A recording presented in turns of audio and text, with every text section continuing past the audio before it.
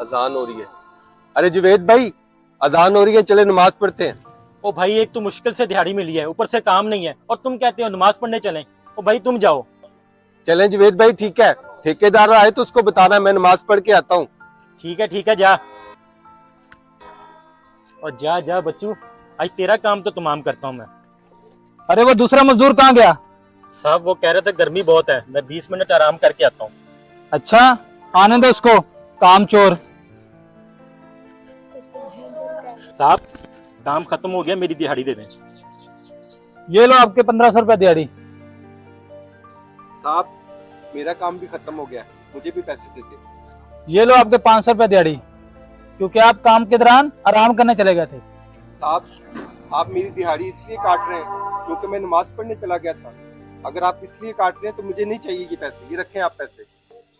क्या आप नमाज पढ़ने गए थे? माफ करना भाई, उस शख्स ने आपके बारे में गलत बयानी की थी। ये लें आपकी दिहाड़ी के पैसे। शुक्रिया। और बात सुने, ये भी रख लें। अरे नहीं साहब, ये तो बहुत ज्यादा है। रख लें भाई।